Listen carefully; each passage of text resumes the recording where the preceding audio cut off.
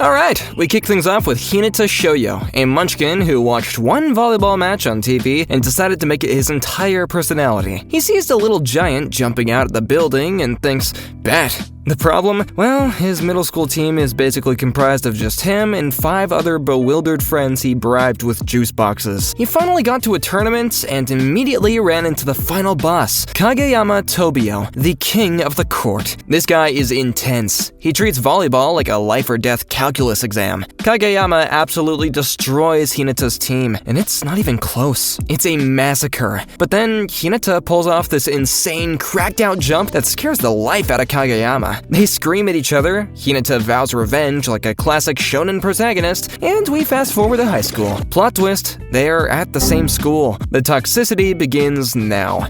So Hinata pulls up on Karasuno High, ready to start his main character arc, only to find his nemesis, Kageyama, is already there drinking milk and looking angry. It's an immediate disaster. They start fighting in the gym, ignoring the captain, Daichi, the team's dad, which is a huge mistake. Daichi is nice until he isn't. To prove a point, the vice principal walks in, and in the chaos of the argument, Kageyama serves a ball that knocks the VP's wig right off his shiny head. It is iconic. It's peak comedy. Daichi, realizing that these two have 0 brain cells when they're together, kicks them out of the gym and tells them that they cannot join the club until they prove that they can work together as teammates. So now they're locked out, shivering in the cold, realizing they fumbled the bag immediately.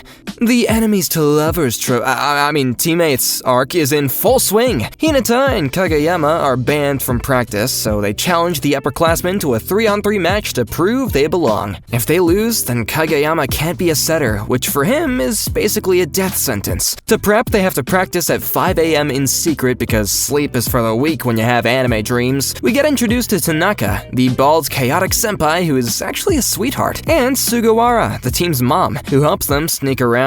Hinata is trying to receive the ball, but he is terrible, like genuinely bad. But we see Kageyama start to realize that Hinata's athleticism is actually infinite. They started grinding, bonding over their mutual obsession with hitting a ball over a net, and the chemistry is slowly, painfully starting to brew.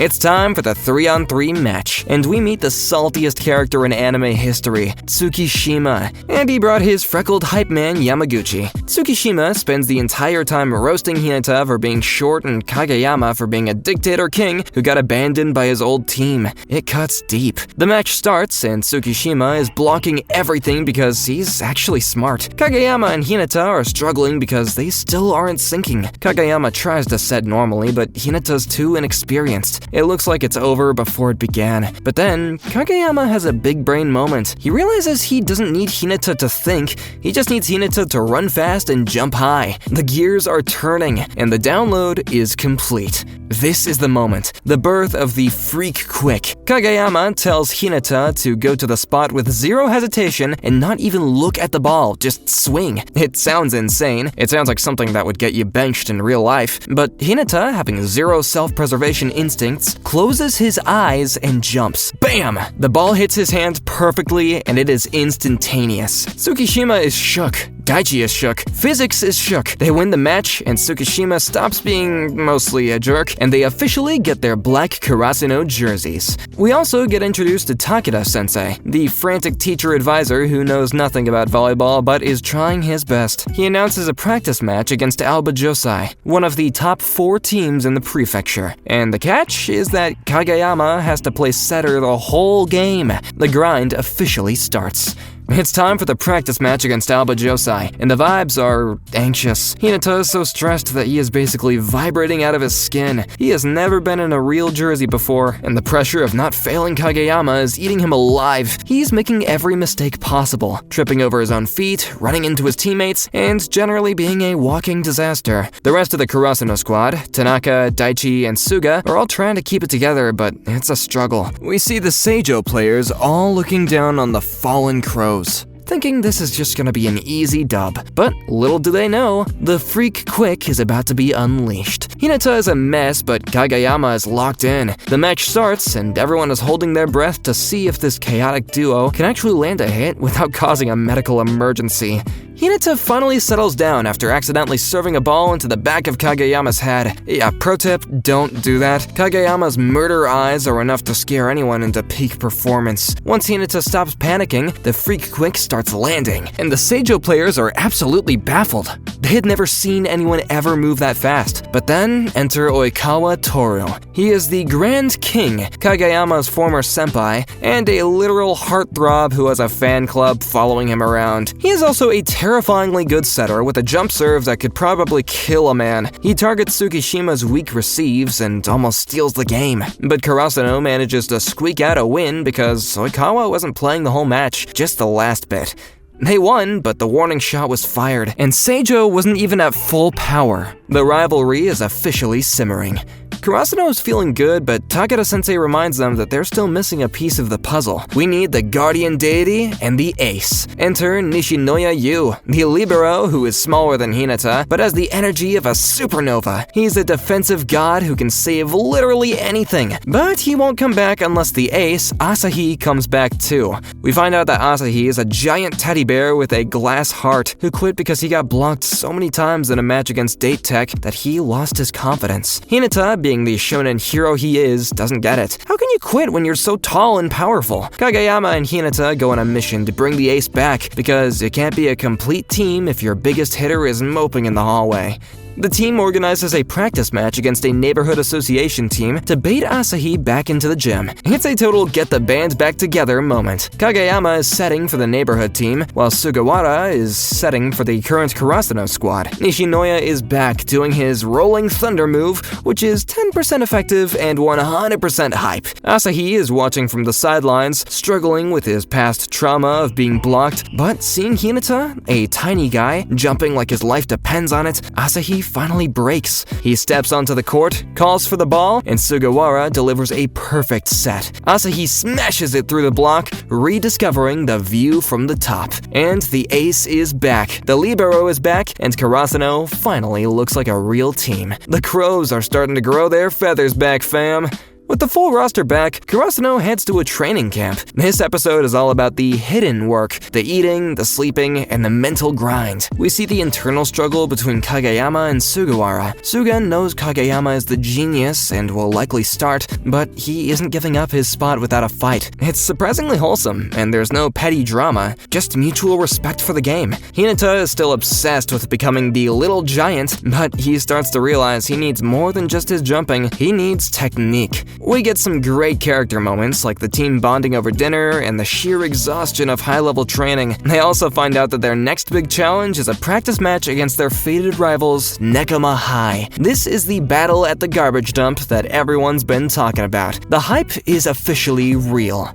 The training camp is ending, and the squad is heading to Tokyo to face Nekama High. This is the fated rivalry between the Crows and the Cats, two teams that used to be powerhouses but fell off together. We meet Kenma, Nekama's setter, who's basically a professional gamer forced to play sports. He's low energy, hates getting tired, and spends his time looking at his phone, yet he's the brain of the team. Hinata finds him wandering around and tries to make friends, not realizing he's about to face him across the net. Meanwhile, we meet Kuro, the Nekama captain with the bedhead hair and the sneakiest blocks in the business. Coach Yukai, the grandson of the legendary coach, is stressed because he wants to restore Karasuno's honor. It's not just a game, it's a grudge match decades in the making. The vibes are immaculate. The match against Nekama begins, and Karasuno realizes that they aren't in Kansas anymore. Nekama doesn't have a freak like Hinata or a king like Kageyama, they have defense. They are the ultimate keep the ball in the air team. Every time Hinata smashes a freak quick, the Nekama players just dig it up. It's infuriating. Kenma, despite looking like he'd rather be playing Animal Crossing, is dissecting Hinata's movements like a scientist. He figures out that Hinata always looks where he's going to hit, and he starts positioning his teammates to be exactly where the ball is. Karasuno wins the first set, but you can feel the trap closing. Nekama is like a cat playing with its food. They're just waiting for the crows to get tired so they can pounce. It's a total clash of styles. Raw power versus pure game sense. The battle reaches its peak. Hinata is getting frustrated because his invincible move is getting touched at the net every single time. This is where he learns the hard way that speed isn't everything if the other team knows where you're going. But instead of folding, Hinata gets that crazy eye look. He starts trying to look at the block while he's in midair, which is actually insane physics. Even Kenma, who usually finds everything boring, starts to get excited because Hinata is unpredictable. They lose the practice match, but the respect is real.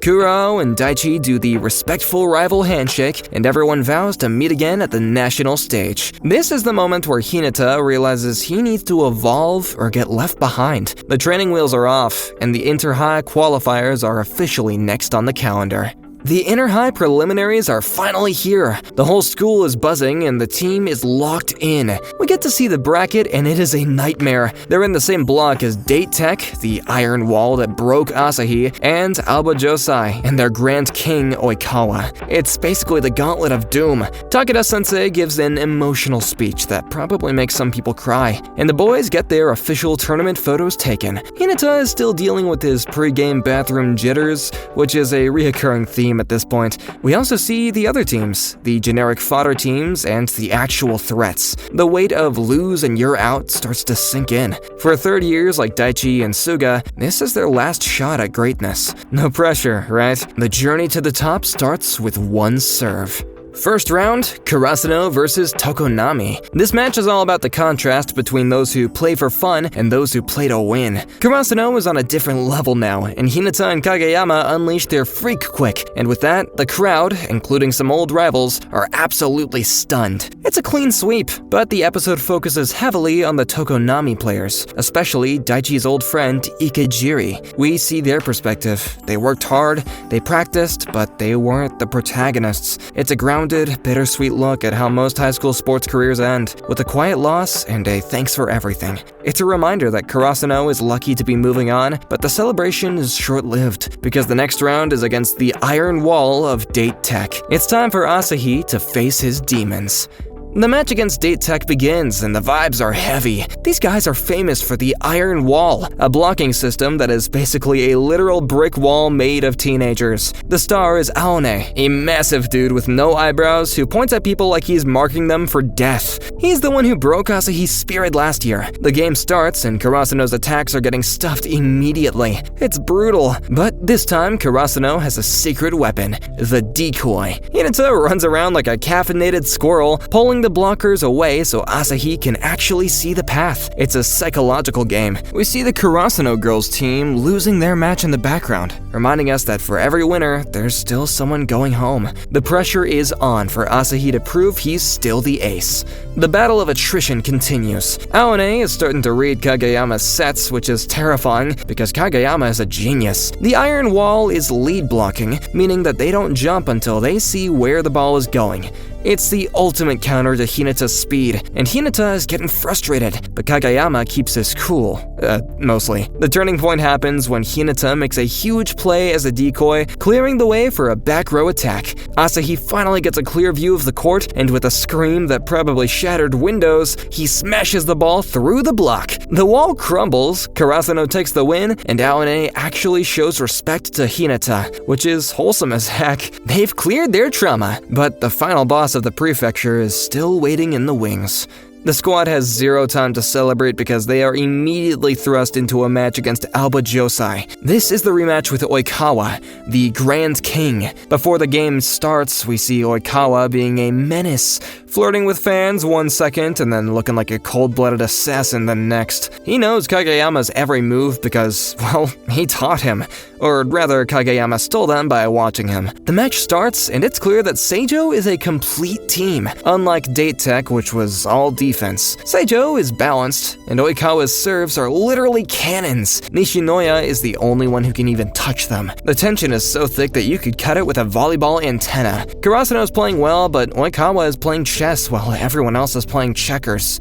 Oikawa is a literal maestro of the court. He knows exactly which of his hitters is feeling on, and he feeds them perfectly. He's not a genius like Kageyama, but he's worked harder than anyone to maximize his team's potential. The episode dives into his backstory, how he felt overshadowed by the prodigy Kageyama in middle school, and he almost lost his mind trying to stay ahead. Back in the present, Kageyama starts panicking. He's trying to force plays, falling back into his old king of the court habits, where he expects his hitters to be like robots for him. Seijo takes the first set easily, and Coach Ukai realizes that Kageyama is spiraling and makes the ultimate big brain move. He benches the genius and puts in the veteran Sugawara. Suga enters the court, and the energy shifts instantly. He doesn't have Kageyama's raw talent, but he has mom energy. He communicates, he encourages, and he uses smart, tactical plays that he's been studying from the bench. Karasuno starts catching up because they're playing like a cohesive unit again. Oikawa is annoyed because Suga is harder to read than Kageyama. However, Oikawa's mantra, talent is something you make bloom, instinct is something you polish, kicks in. He shows why he's the best player in the prefecture by adapting to Karasuno's new rhythm. Kageyama watches from the sidelines, realizing that being a setter isn't about being the best, it's about making your hitters the best. He's ready to go back in, but with a completely new mindset.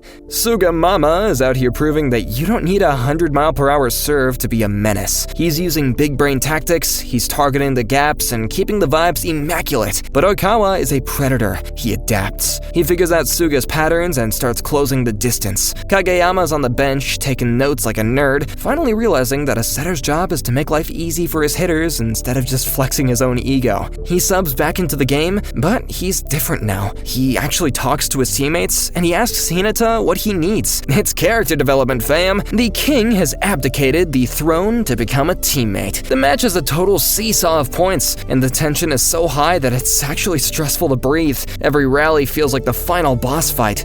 The new Kageyama is officially terrifying. He's combining his god-tier precision with actual empathy, which is a lethal combo. He pulls off a dump shot that leaves Oikawa fuming, essentially saying, "Hey, I learned this from you, old man." But Seijo isn't just Oikawa. They have Iwaizumi, the ace who is basically Oikawa's impulse control and the heart of the team. Their connection is psychic at this point. Meanwhile, Hinata's evolving too. He's starting to use his wide-range vision to aim his spikes instead of just swinging and praying. The animation is popping off, the shoes are squeaking, and Karasuno manages to claw their way to a deuce in the second set. And they take the set. It's now 1-1. We're going to a third set, and everyone's stamina is flashing red. It's pure grit now. Third set, this is where the boys are separated from the men. Both teams are exhausted, but they're playing like their lives depend on it. Oikawa is serving like he wants to put a hole through the floor. We see a flashback of Oikawa and Iwaizumi in middle school, losing to Shiratorizawa over and over. It explains why Oikawa is so desperate. He's never been to nationals. Back in the present, Hinata is being used as the ultimate decoy, and for a second, it looks like Karasuno has the momentum. But then, Oikawa makes a play that is so pro, it hurts. He points to Iwaizumi before the ball is even set, a silent, "I trust you," and they score. The psychological warfare is peaking. Every point is a highlight reel. It is peak sports anime. The final moment of the match is a literal heart attack. It's 24-25, Seijo's lead. Karasuno needs this point to stay alive. Kageyama and Hinata go for the freak quick, the move that started it all. Kageyama tosses it, Hinata flies, but Oikawa was ready. He predicted the timing perfectly, he coached his blockers to wait that extra millisecond, and the block is solid. The ball hits the floor on Karasuno's side, silence, and the whistle blows. Karasuno loses. It's a total gut punch moment because in any other shonen, the heroes win here, but not today. We see the team in the locker room, and the sound of them eating dinner while crying into their rice is genuinely one of the most emotional scenes in the series. They were so close, but the Grand King kept his crown.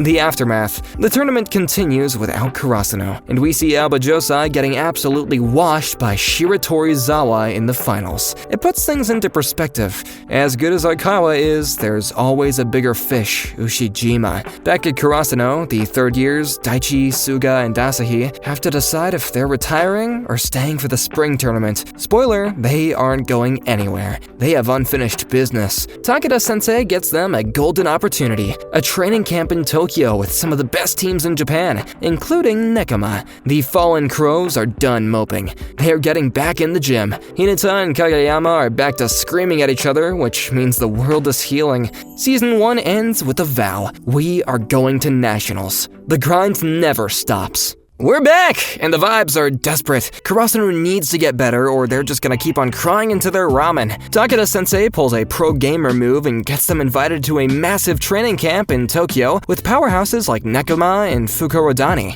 But there's a catch. The boys are academic flops. If they fail their exams, then they are stuck in summer school while the team is in Tokyo. Hinata and Kageyama are vibrating with stress because they can't even spell volleyball correctly. Meanwhile, Hinata meets Ushijima, the final boss, while jogging, and basically tells him, "I'm gonna beat you." Yeah, bold words for a kid who can't pass a math test. The stakes? Grades. The enemy? Calculus. Let the operation Don't Be Stupid begin.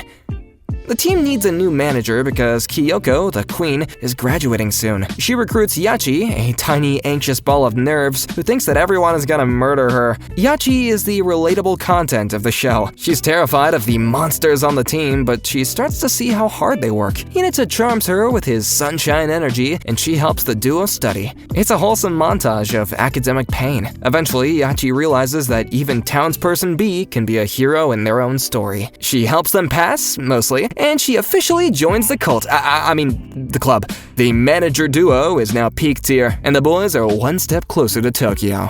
This episode is Yachi's time to shine. She's struggling with her mom, who thinks that volleyball is a waste of time. Hinata, being a total Chad, tells Yachi that she's important and that townsperson B can fight too. It's the kind of pep talk that makes you want to run through a wall. Yachi creates a legendary recruitment poster for the team, and her mom finally acknowledges her effort. Meanwhile, the exams happen, and Hinata and Kageyama, they didn't exactly ace it. They failed hard. But Saiko, Tanaka's cool sister, saves the day by driving them to Tokyo in her Godspeed van. They arrive late, crash into the gym, and the real training begins. Karasuno arrives at the camp and immediately realizes that they are the smallest fish in the pond. They faced Fukurodani, and we meet Bokuto Kotaro, the energetic owl-looking ace who is a top 5 player in Japan. He's basically Hinata, but with 500% more muscle and mood swings. Karasuno is losing every single set, and I mean every single one. They're doing penalty laps, diving drills, until the floors are sparkling. Hinata realizes that the freak quick isn't working against these high-level blockers. He wants to stop closing his eyes and actually control the ball. Kageyama hates this idea because it breaks their only winning move. The mom and dad of the team are fighting, and the tension is palpable. The conflict peaks. Hinata wants to evolve. Kageyama wants to win now. They're actually getting into a physical scrap in the gym. It's the Civil War arc of Haikyuu. Kageyama refuses to toss the ball the way that Hinata wants, and Hinata is practicing with anyone who will listen. The team is fractured, and even Coach Ukai is unsure. Hinata realizes that if he doesn't change, then he'll always just be a doll controlled by Kageyama. He wants to be a player who can fight on his own. This greed for improvement is messy, it's painful, and it's exactly what they need to stop being fallen crows. The honeymoon phase is over. It's time to get sweaty. Hinata goes to see Coach Ukai's grandfather, the OG legend, to learn how to set the falling toss, a ball that stops mid-air so Hinata can hit it anywhere. It's basically physics-defying magic. Meanwhile, Hinata is learning how to battle in the air by watching other players. The rest of the team isn't just sitting around either. Asahi is working on a jump serve, Nishinoya is learning how to set from the backline, and Tanaka is refining his crosses. Everyone is failing miserably at their new moves, which means that they're losing even more. But as the saying goes, to grow, you must first suck. And they are sucking with style right now. Pause, that was crazy. Focus shifts to Tsukishima, the salty king of sarcasm. He's the only one who isn't working hard. He thinks it's a club, and he doesn't want to get hurt by trying too hard. We get his tragic backstory. His brother lied about being a starter at Karasuno, and it broke Tsuki's heart. He's scared of failure, so he doesn't try. But then he gets invited to a secret third gym practice with Kuro from Nekoma and Bokuto from Fukurodani. And they start mentoring him. And Kuro calls him out for being weak. and Bokuto asks him, "Do you love volleyball?" Tsuki doesn't have an answer. Yet. The moon is starting to feel the heat of the sun. Tsuki's brother shows up at the camp, and they finally have the talk. Yamaguchi, the best hype man, finally snaps and screams at Tsuki. "What more do you need than pride?" It's a 10 out of 10 moment for a side character, and Tsuki realizes he can't just keep on acting like he's too cool to care. He goes back to the third gym and starts actually asking Kuro how to block. This is the training camp peak. We see the owl, Bokuto, the cat, Kuro, and the crow, Tsuki, all practicing together. It's wholesome, it's tactical, and it's where Tsuki finally starts his journey to becoming a defensive monster. The team is finally starting to click. The final week of camp. The new Freak Quick is finally ready for a beta test. Kageyama delivers the stopping toss, and Hinata actually hits it while looking. It's not perfect, but the potential is terrifying. The other teams are starting to notice that Karasuno isn't just a one-trick pony anymore. They're a murder of crows with 1,000 different ways to peck your eyes out. We also see Bokuto's emo mode when he gets all sad and forgets how to play volleyball, forcing his team, led by the exhausted Akashi, to babysit him. It is peak comedy. Karasuno is still losing sets, but they're finally winning points their own way. The camp ends, and Karasuno plays their final match against Fukurodani. This is a masterclass in the flow state. Everything they practiced, the jump serves, the libero sets, the synchronized attacks, they all start working at once. It's like watching a machine that finally gets all of its gears aligned. They don't beat Fukurodani, but they push them to their limit, and they leave Tokyo with a brand new playbook and a lot of respect. The episode ends with a massive barbecue, where everyone forgets that they're even rivals and just starts to act like hungry teenagers. It's the calm before the storm. The spring tournament qualifiers are next. No more practice, no more second chances. We're back in Miyagi, and the qualifiers begin. The first few rounds are a breeze. Karasuno is playing with a level of confidence we've never seen. They're not just surviving, they are dominating. We see a quick match against a team called Jozenji, led by Terushima, a guy who thinks volleyball is just a party. They play playground style, which is unpredictable and chaotic. It's a fun contrast to Karasuno's structured evolution. Karasuno wins by being more serious about their fun. It's a solid warm-up, but the real threats are looming. The bracket is narrowing down, and the big names are coming out to play. Continuing the Jozenji match, Terushima and his team are doing literal backflips and hitting balls with their feet. It's like playing against a team of acrobats on crack, but their lack of discipline is their downfall. Karasuno shows them that freedom on the court comes with having a solid foundation. Hinata uses his new soft block technique, and Kageyama is a surgeon with his sets. Karasuno moves on, and the next opponent is Wakutani Minami, whose captain, Nakashima, plays exactly like the little giant. This is a personal match for Hinata. He's not the only tiny ace in the building anymore. Karasuno versus Wakutani Minami is a battle of aces. Nakashima is a technical wizard, using the blocker's hands to score points, while Hinata is pure athleticism. But the real drama happens when Daichi, the team dad, has a midair collision with Tanaka.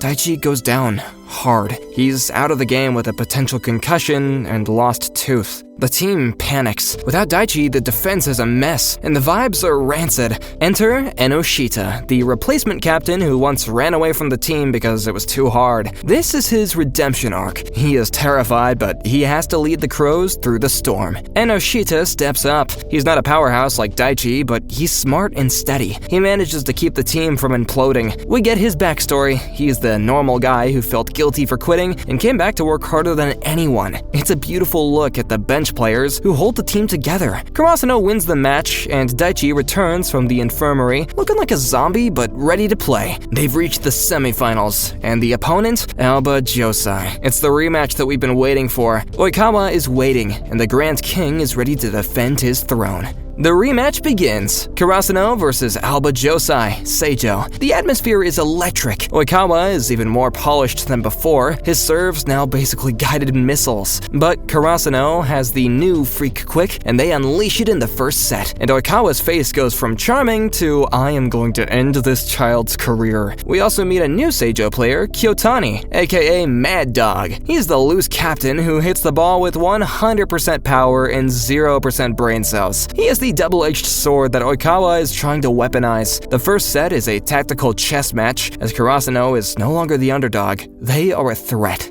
The Mad Dog is unleashed. Kyotani starts scoring points, but he's also crashing into his own teammates. He's toxic, but he is effective. Karasuno is struggling to find a rhythm against his sheer aggression. Meanwhile, we see Yamaguchi, the pinch server, on the sidelines shaking with nerves. He failed his serve in the last Seijo match, and the trauma is real. But he's been practicing with a jump floater specialist. He wants to prove that he belongs on the court. The match is a slugfest. Every point is earned in blood, sweat, and squeaky sneakers. Yamaguchi gets called to serve. This is his redemption moment. He stands on the line, takes a deep breath, and hits a perfect jump floater. It wobbles, it dips, and it scores on ace. The Karasuno bench goes wild. He scores another and another. He's the pinch server hero. It proves that everyone on the team does have a role. Seijo is forced to take a timeout. Even Oikawa looks impressed and annoyed. The set is tight, but Karasuno is feeding off the momentum. The loser Yamaguchi has officially become a weapon. Seijo starts to control Mad Dog. Oikawa uses him as a decoy and a battering ram. The match is at 1-1 in sets. This is the final set. The tension is unbearable, and we see Oikawa's sheer brilliance. How he observes the smallest habits of his opponents. He realizes that Hinata and Kageyama have a specific tell when they are going for the freak quick. He's setting a trap. But Karasuno is also adapting. They start using their synchronized attack when everyone runs at once. It's a total war of attrition. Who will blink first? Wait, wrong wall. This is the Grand King's wall. Oikawa is doing everything. He's setting, he's spiking, and he's defending. He pulls off an insane long-distance set from outside the court, which shouldn't be possible. It's a testament to his hard work over genius philosophy. Karasuno is at match point, but Seijo keeps on clawing back. It goes into deuce. 24-24, 25-25, 26-26. It's a marathon. Hinata is exhausted, but his eyes are still glowing. Kageyama is playing the best volleyball of his life. The animation here is some of the best in the series. The final points of the Seijo rematch. Oikawa gives a legendary monologue about talent and instinct. He hits a serve so hard that it nearly breaks the floor, but Karasuno saves it. The ball goes back and forth, the longest rally in history. Finally, Kageyama sets to Hinata, but instead of a fast hit, Hinata pulls a wipe, hitting it off the block out of bounds. It's a smart technical play that Hinata learned in Tokyo, and Karasuno wins 2-1. They beat the Grand King. Oikawa is devastated, but he leaves with his head held high. The Crows have finally surpassed their rivals, but there's no time to rest. The final is tomorrow. Before we enter Season 3, please give this video a like if you are liking this recap video. A small step helps me go a long way. Don't forget to comment your favorite character below. Alright, well, let's get a move on. The finals have arrived, and the atmosphere is heavy enough to crush a soul. On the one side, you have Karasuno, the scrappy fallen crows, who use trickery and teamwork. On the other side, you have Shiratorizawa, led by Ushijima Wakatoshi, a literal human cheat code. This guy is a lefty, which means his spikes have a weird spin that makes them impossible to receive. The match starts and Ushijima immediately begins cratering the floor with the ball. It's not a game, it's a demolition derby. Hinata tries to jump, but he realizes the iron wall was just a warm-up. These guys are taller, stronger, and have way more scholarship offers. The Grand King Oikawa is in the stands looking salty as ever, and the Karasuno cheer squad is being drowned out by Shiratorizawa's massive brass band. The greeting is essentially a punch to the face. Nishinoya, our resident defense god, is struggling. Ushijima's lefty spin is curving the ball away from his arms every time. It's the first time that we've seen Noya look genuinely frustrated. But this is Nishinoya we're talking about. He gives himself 3 hits to calibrate, and by the third one, he digs it up like a boss. Meanwhile, Tsukishima is realizing that you can't beat Ushijima with spirit. You need math. He starts organizing the block, telling the team to give Ushijima a path so that they can predict where he'll hit. It's tactical warfare. Karasuno is playing for their lives, but Ushijima is just doing his job. The sheer physical pressure of Shiratorizawa is suffocating, but the crows are refusing to stop flapping. Enter Tendo Satori, the guess monster. He's a middle blocker who doesn't use logic, he uses vibes. He reads the setter's body language and jumps before the ball is even set. He's creepy. He sings weird songs about breaking hearts, and he is absolutely devastating. He shuts down Hinata's freak quick several times, making it look easy. Karasuno's rhythm is completely broken because Tendo is living in their heads rent-free. Kageyama is getting annoyed, and the offense is stalling. But Coach Ukai reminds them that volleyball is a game of addition. If one thing doesn't work, add another. Hinata starts using himself as a lure even more aggressively, and Karasuno manages to claw back some points. The mental battle is just as intense as the physical one. This is it, the Tsukishima episode. Tsuki has been playing the long game, consistently applying pressure on Ushijima's shots. He's waiting for that 1 in a million moment when the setter just gets a little bit sloppy. And finally, the setter feels the pressure and tosses the ball that's a fraction too close to the net. Tsuki sees the opening, shuts his eyes to the fear, and slams a kill block right in Ushijima's face. The ball hits the floor, and the gym goes silent. Tsuki lets out a primal, lung-shattering scream as he finally has his moment where he falls in love with the sport. It's 1-1 in sets now. The moon has officially eclipsed the eagle. If you didn't get chills here, check your pulse.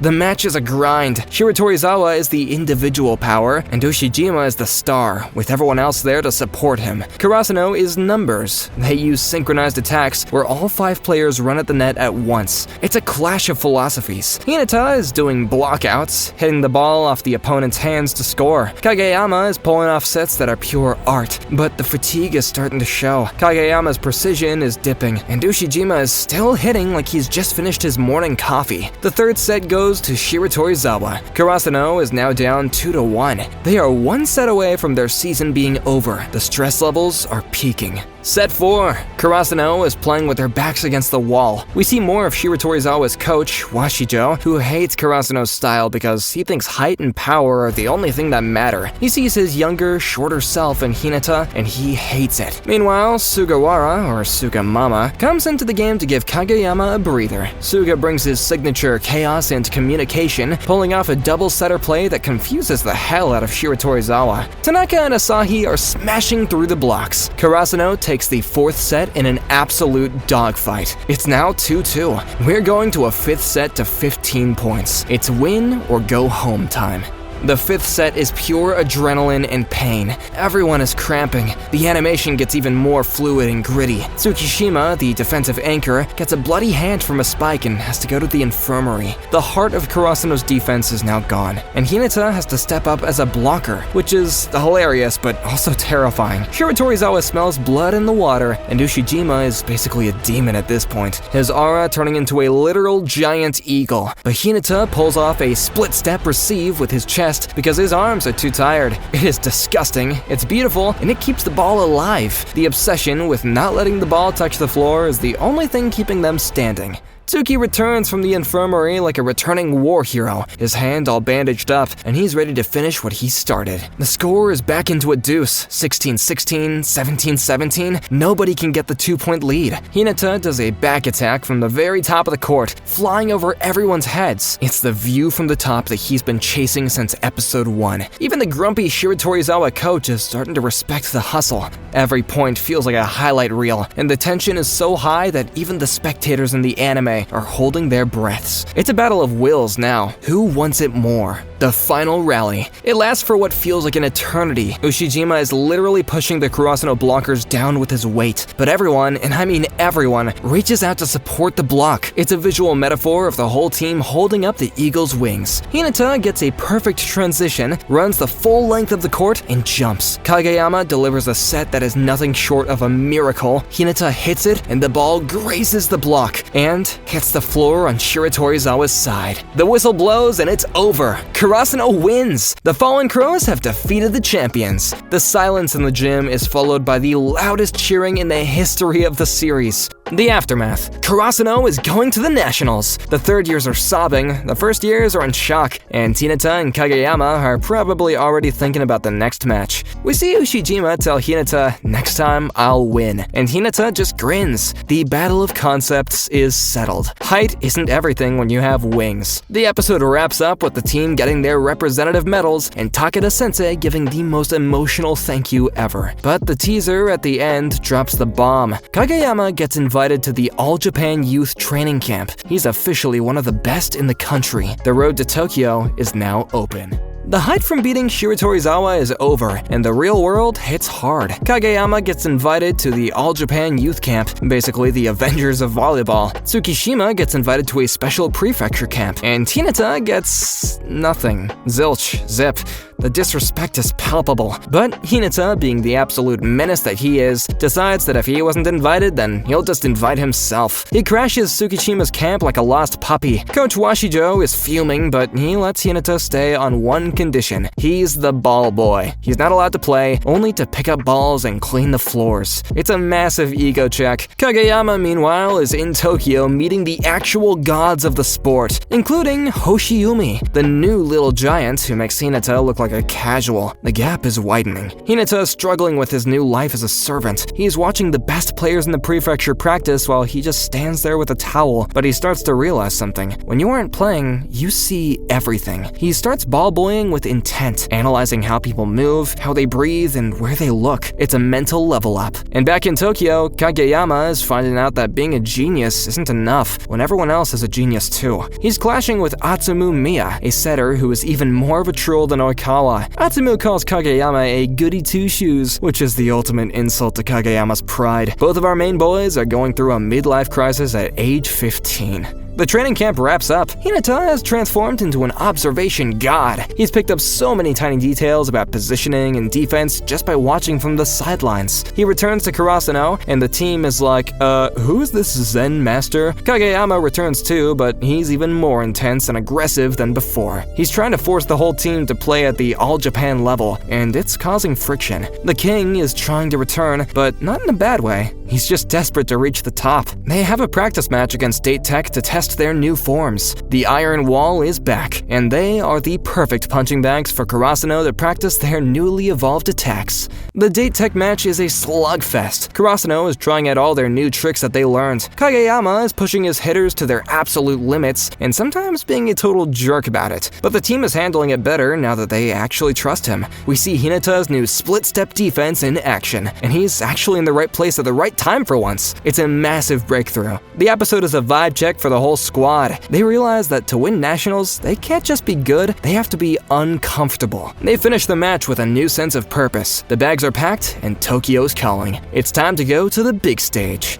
Karasuno arrives in Tokyo for the spring tournament. The scale is insane. There are orange courts everywhere, cameras, and thousands of people. Hinata is like a kid at a candy store until he loses his shoes. Classic Hinata. Kyoko, the best manager, literally runs a marathon to get them back to him in time. Their first match is against Tsubaki Hara. It's a bit of a warm-up match, but Karasuno is still struggling with the depth perception of the massive arena. Hinata keeps on overshooting his jumps, but then they settle in, and Kageyama throws a set that is so perfect that it silences the crowds. Karasuno wins their first nationals match, but the celebration is short-lived because their next opponent is Inarizaki, the number 2 seed in the country. It's time for the battle of the setters. Inarizaki High is led by the Miya twins, Atsumu, the setter, and Osamu, the hitter. These guys are the rock stars of high school volleyball. They have a literal professional cheering squad that uses silence to mess with Karasuno's rhythm. It's psychological warfare. Atsumu is a serve specialist who can do both a spike serve and a floater with the same form. He is terrifying, but the real shocker? The twins pull off Karasuno's freak quick on their first try just to flex. They literally stole Hinata and Kageyama's signature move and did it better. The Crows are being outcrowned. The first set is a nightmare of anything you can do, I can do better. The match against Inarizaki is a war of attrition. We meet Shinsuke Kita, the Inarizaki captain who's basically a robot. He doesn't have genius talent, he just does everything perfectly. He's the ultimate standard for the team. Meanwhile, Tanaka is having a crisis. He is being targeted by Inarizaki's blockers and he is missing his shots. He feels like he's the weak link of the starters. But Tanaka is the soul of Karasuno. After being shut down over and over, he pulls off an insane, super sharp cross shot that gets them back in the game. It's a reminder that Karasuno isn't just the Hinata Kageyama show. The first set goes to Inarizaki, but Karasuno isn't dead yet. Second set.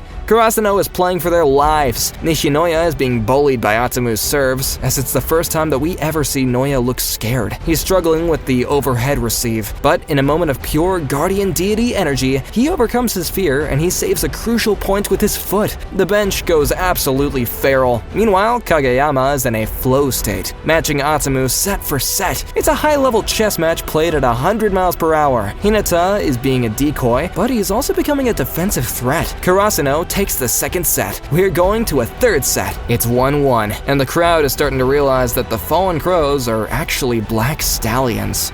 The final set is the most intense 20 minutes of sports anime ever made. Both teams are playing monster volleyball, as the Mia twins are trying increasingly insane moves, including a twin quick from the backline. It's chaotic and beautiful. We see a flashback of the twins' childhood, showing their rivalry and why they are so obsessed with winning. Back in the present, the score is 20-20. Every point is a highlight reel. Hinata pulls off the receive of the century, a perfect high arc pass that gives the team a breath of air in the middle of chaos. It's the moment where all his ball boy training pays off. The little giant isn't just a jumper, he is a volleyball player. The finale of the Inarizaki match. It's deuce. 25-25, 26-26. The pace is so fast that the animation can barely even keep up. The twins go for one last freak quick to end it, but Hinata and Kageyama, the original creators, are waiting. They shut it down with a dual block, and the ball hits the floor. Karasuno wins! They just beat the number 2 team in Japan, and the stadium is in shock. The battle at the garbage dump is finally set. Karasuno versus Nekama in the round of 16.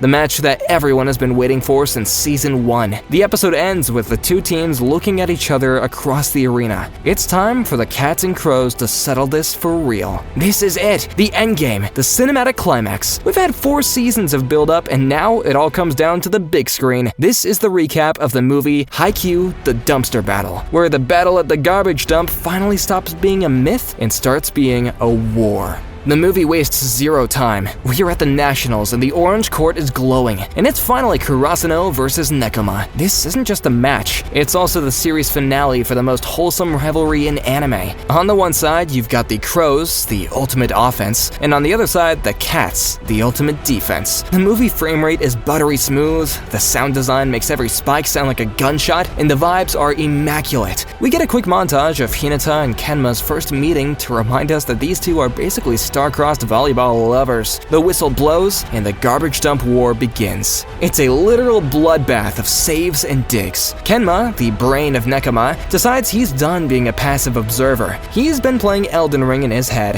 and he decided that Hinata is the boss fight. He spends the first half of the movie systematically caging Hinata. He uses serves, positioning, and psychological pressure to make sure that Hinata has zero space to run. It's terrifying. Hinata is literally suffocating on the court. He can't fly if he can't run. Every time Karasuno tries to break out, Nekama's libero, Yaku, is there to dig it up like a defensive god. For a good 30 minutes, it feels like Karasuno is drowning in a sea of red jerseys. Kenma is actually smiling, which is the scariest thing that we've seen so far. Just when it looks like Hinata is done for, Kageyama pulls off the most disrespectful set in history. He gives Hinata a ball that is so high that it forces him to jump straight up. No run needed. It's the open set, and Hinata flies, the cage breaks, and the stadium explodes. The back and forth rallies in this movie are 10 out of 10. The camera starts doing these insane first-person POV shots from Kenma's perspective, making you feel every bead of sweat and every gasp for air. We see the bond between Kuro and Suki, and how Suga and Yaku are basically the team anchors. It's a love letter to every character that we've spent years following. The final rally is legendary. Everyone has passed their limits, and Kenma is actually sweating and breathing hard, which is a miracle in and of itself. He's having so much fun that he forgets that he hates effort. The ball is slippery, the players are sliding, and in a moment of pure poetic irony, the game ends not with a massive spike, but with a mistake. The ball slips out of Kenma's sweaty hands during a set. The whistle blows, and the game is over. Karasuno wins, and it is the most realistic and heartbreaking way to end the rivalry. They don't hate each other, they just want to play one more set. The aftermath is a tearjerker. Kenma looks at Kuro and says the 6 words that we've been waiting for. Thank you for teaching me volleyball. I'm not crying, you're crying. The third years from both teams share a final moment, knowing their high school careers are basically over. The movie wraps wraps up with a teaser for the final part of the story, the time skip where everyone grows up. But as far as the garbage dump goes, the legend is satisfied. The crows fly higher, the cats have no regrets, and we're left staring at a blank screen, wondering why a show about hitting a ball made us feel so much. So there you have it, Haikyuu in a nutshell. It's the anime that turned a bunch of volleyball is boring skeptics into people who scream at their monitors over a middle schooler's vertical leap. It's a masterclass in character growth, where even the villains are just guys that you want to grab a drink with. Haikyuu is peak shonen. Now go and touch some grass or a volleyball, your choice. If you enjoyed this video, please give it a like and remember to subscribe to the channel for more anime content. Thank you.